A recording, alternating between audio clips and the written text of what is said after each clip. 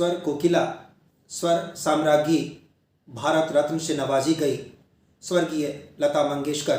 जिनका जन्म 28 सितंबर 1929 इंदौर में हुआ, जिन्होंने लगभग 36 भाषाओं में 50,000 से अधिक गाने गाकर Guinness book of the world record maintain करते हुए न केवल 1974 से 1991 तक अपनी पायदान को बरकरार रखा, बल्कि भारत की आन बान शान, तिरंगे की शान में शामिल, नौजवानों के शहीद को शहादत में शामिल स्वर्गीय लता मंगेशकर, जिनका निधन राष्ट्र के लिए किसी अपूर्णीय क्षति से कम न होगा। संपूर्ण राष्ट्र में 2 दिन के राष्ट्रीय शोक से भी संभवतः इसकी पूर्ति न की जा सकेगी। हर एक व्यक्ति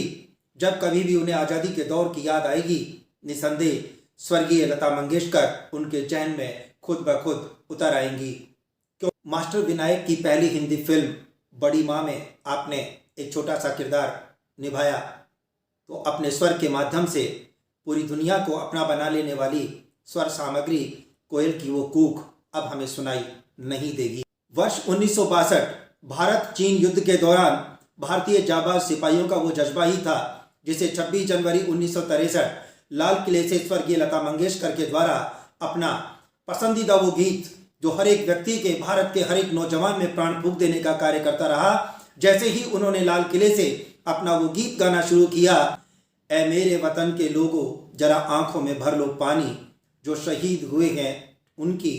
जरा याद करो कुर्बानी। सुनते ही तत्कालीन प्रधानमंत्री जवाहरलाल नेहरू की आंखों से आंसू छलक आए थे।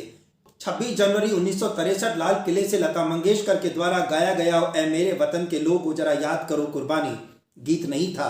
बल्कि आने वाले समय में भी जब कभी भी हिंदुस्तान का जवान सीमाओं पर तैनात होगा, युद्ध की रणभेरी के सामने होगा, उस समय लता मंगेशकर का यह गीत उन्हें हर समय इस हौसले की याद दिलाएगा कि हमें हमारे उन शहीदों की, उन सपूतों की याद हमेशा रखनी है जिन्होंने मातृभूमि को सैकड़ों वर्षों की गुलामी से आजाद करवा दिया था। तत्कालीन प्रधानमंत्री पंडित जवाहरलाल नेहरू की आंखों से आंसू छलक आना न केवल प्रधानमंत्री की आंखों से आंसू छलक रहा था, बल्कि संपूर्ण राष्ट्र की अपने शहीदों के प्रति सच्ची श्रद्धांजलि थी।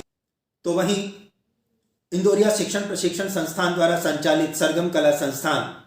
का 15 साल पुराना इतिहास भी मुझे याद है,